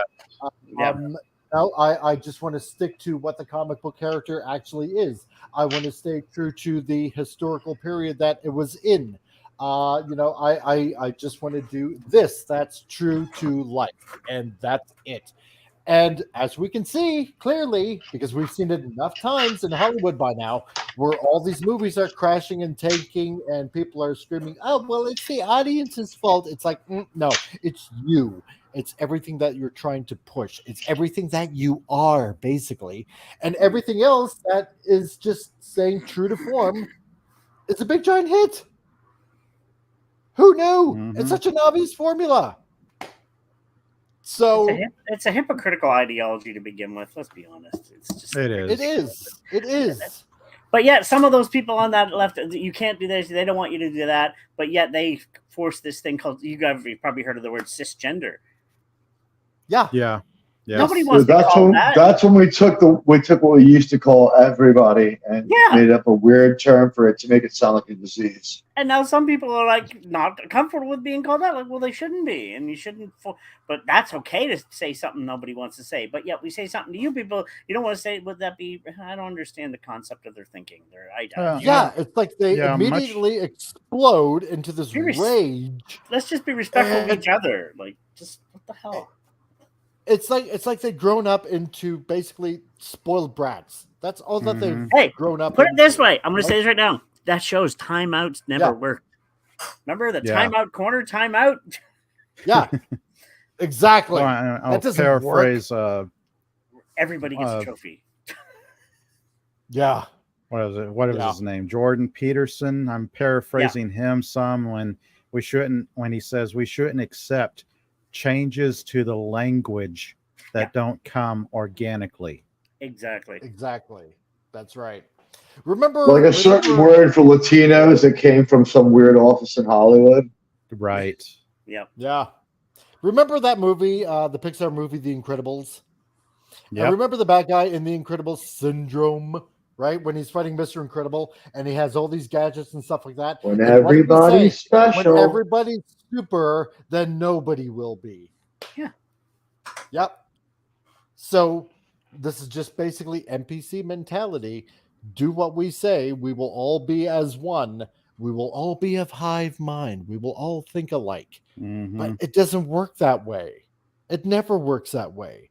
When you start telling somebody, hey, I want you to do this, you're going to do it my way, everybody's natural inclination is to rebel. Yeah. It is. When do y'all think that this whole ideological driven movement will come to an end? When will it crash and burn? Hard to say. I don't know if this is the eye of the storm or we're starting to come out the other side, but certainly a significant amount of time has gone by where it's been going on. There's some signs it's ending, or it might be the eye of the storm, and then we got as much left. Because it seems to me that if it ends tomorrow, there's still a few movies in the pipeline that are going to come out. You know, they're almost made. Because society goes on despite production of movies and TV being stopped. those of us who are watching this in the culture and the entertainment, we're starting to see more and more pushback from people who just don't care. We can't be scared of being kids. Yeah. We have to fight back. There's a lot of idiocracy, as I call it. It's just yeah. It's bled over into the so-called normie. They're like, I can predict what's going to happen in this movie based on the traits that people come and walk into a room and say they have. Yeah. And the movie held my hand so much that I was always sure of who was going to live and who's going to die.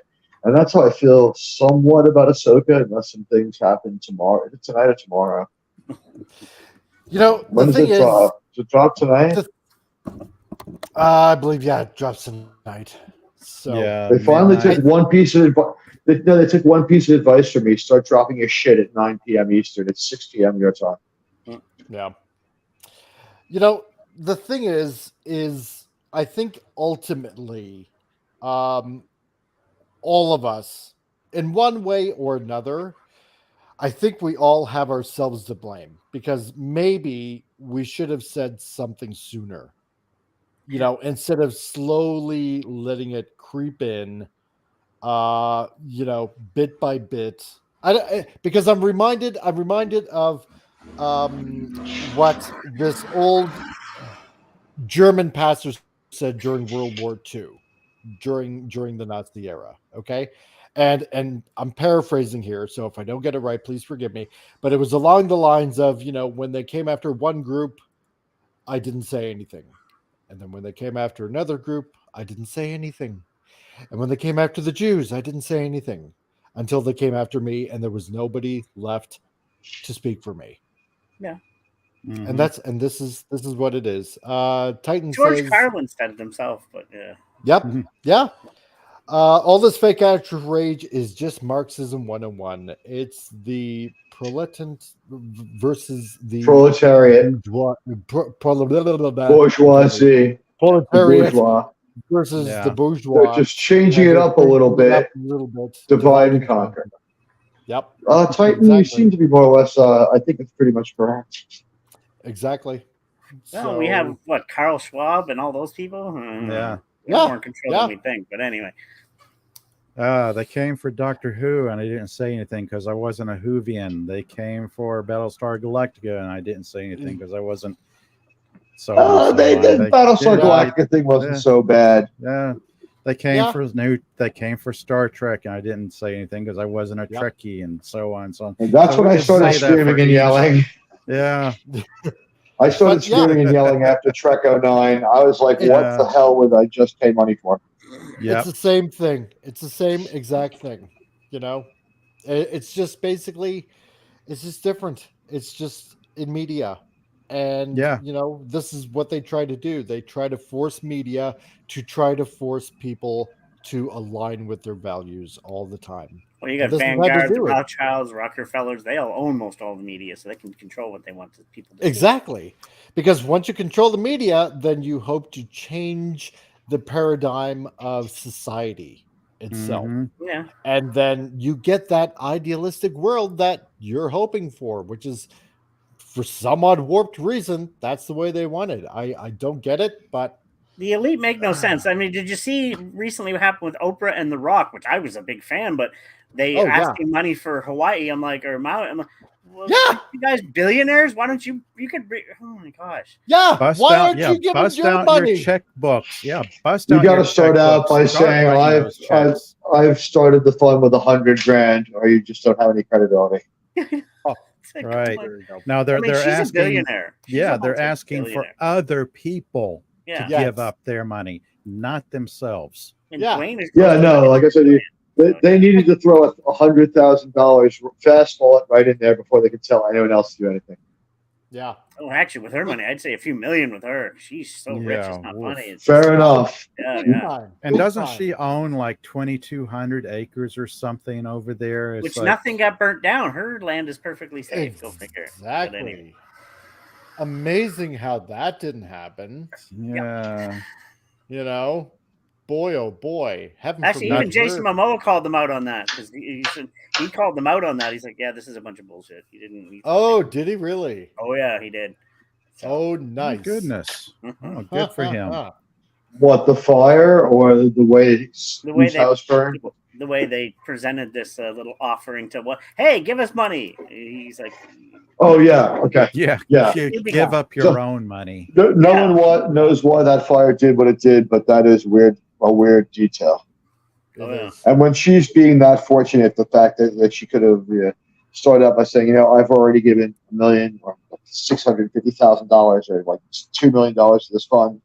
If she could have substantiated that, like here's an accountant from Price Waterhouse who certified that this has already gone to the relief organization. Exactly. Oh my God. Well, she's got the cat. Yeah, it's I don't know. Just don't accept it, people. Don't take it. Mm-hmm. Don't see Aquaman 2. Don't see Aquaman 2. Yeah. That's probably just good advice under any circumstances. Well, maybe. Aqua dude, bro. Yeah, Aqua dude, bro. Hey, and don't forget, Blue Beetle is now going to be streamable on the 26th already. So something else for me to skip. I'll watch it. It's Disney or is it? What is it going to be on the CW? Yeah, it's CW. Yeah, I've seen it. Like I said, it's more of a it's okay. I mean, it's not the best, but it's certainly not the worst. Somebody told me it's fun.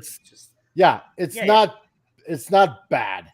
Yeah. Do they confront the Martin Sheen paradox, or are all Latinos the same? Yeah, sure, we'll go with that. So, well, anyway, as we start to land this plane, I want to thank everybody that showed up in the chat here because I really, really appreciate it. Lenrod, thank you for dropping on by pretty early, I got to say. He was the first one in the chat. And John Rendell, who eventually had to leave and go to a lodge meeting. Get ready for that. And Stark of Iron as well. Hail to you, Stark of Iron, who also had to go on his way to work. So everybody going on their way to work here. So we also had dropping by Gap After Dark. So Gap, I don't know if you're still here or not, but hail to you, dear sir. Nice to have you here. And of course we had the Titan that dropped in, and also the Lost Wanderer as well. Great. Hail to you all, and to all who passed through later to listen to this great podcast. Exactly. And Ray Lucard. That's right. Hey, Ray, you made it. Hit those like and follow buttons for Comic Relief Crusade. And Gap After Dark is here as well. He's still here. Awesome. He's still here. There we go. Ray says, I don't have any respect for the croc. I lost it in 2020 when he told us to vote for Brandon. There we go. Very well said, sir. Very well said. Let's see. So we'll just go down the line here. Pop Culture Republic, what do you have on the go?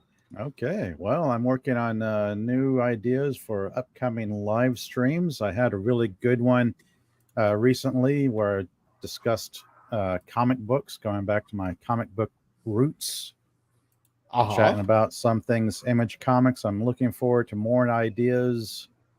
Might get a little bit more targeted, and some things like my favorite Valiant storylines that were going on at the time, or maybe some of the better Marvel storylines at that period of time that were entertaining.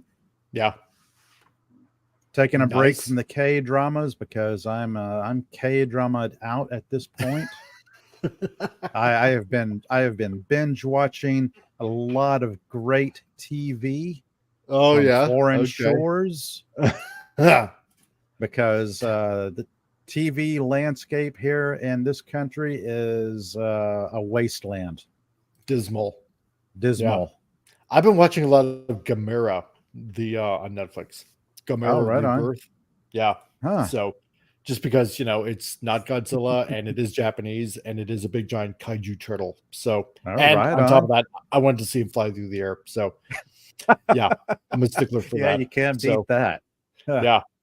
Flying high up in the sky. Even though, yes, I know that's Mighty Mouse. So, Admiral Teague, sir, what do you got going on your channel anytime soon?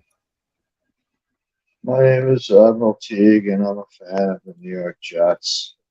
You can check out my I made my show Saving Star Trek, and my channel is called Admiral Teague. I'll be back on Thursday where we'll be watching 1923 episode 3. Starting to get pretty good, and the views are good. Thank you for having me, Mike, and thanks to my fellow panelists. I'll be around on Thursday afternoon, 4 o'clock Eastern. Awesome. Sounds good. And Buddy Cole. It's the whole reference, an idiot. Do you understand the super brains? But no, what are we gonna do? And well, like I was saying earlier, I got thousands of photos I'm gonna go through to get that book and calendar done. What I actually, just a quick note, I've been binge watching myself. I rewatched. Anybody remember the old Punisher series from Netflix? Oh yeah, that was good. That was good. Nice and bloody, and just didn't hold back. And gosh, that was fun to watch. So I decided to rewatch that. Those Netflix shows were great. Oh, exactly. I want to see Jessica Jones back. She did them. Oh, Yes. and just Luke Cage. Yeah, I don't know if Cage, she's going to survive the strike, right? She was already in weird place. Yeah. Yep. Yeah, it was a good show. Oh, and I do want to mention to everybody out there that's on Rumble or currently in the chat as well. On the 21st of August, I have an interview coming up with comic creator Al Nickerson, who is a former writer, inker, and animator for DC, Marvel, MTV, Nickelodeon. He even did some stuff in Sesame Street. And this is a gentleman that also has his independent comic line that's out as well. Plus, on top of that, he's going to be telling about what happened when he started to not receive his checks from DC when they cut him out. So, because I do believe of his wrong think, so his royalty checks and whatnot. Yes, Sounds like another comic creator we all know and love. Exactly. So that's going to be coming up on the 21st, which is a Thursday. And normally I know I like to release a video on Thursday, but this is going to be huge. He's also going to be, he wants to do this the day before he goes, I believe, to the New York Comic Con, which is starting on Friday before he has to set up and all that kind of stuff. So stay tuned for that. I would really appreciate if you guys show up and join in the conversation, ask a few questions and whatnot to him. So, just to show your support. And if you got any questions, ask away. That's what it's all about. So from everybody here in the panel to everybody out there in the chat, thank you very much for showing up. I really, really appreciate it. And to all of you guys that are watching on Rumble, all 6 of you from what I can see right now currently, please hit the like and subscribe or follow button and spread the link around. Help get us on Shadow Ban. Exactly, because who knows how your like is very important. YouTube. Exactly. So we really, really appreciate all of you attending, whether on YouTube or especially on Rumble. Kiss Rumble, we love you very much. Thank you for letting us say that we want to say. So from everybody here on the panel to all of you out there, thank you very much for stopping by, and stay tuned on Friday for a Frantic Friday. We really have a really good show for you then. That's going to be coming up, a really good show. And we will see you later. So see ya. Later, all. Bye now.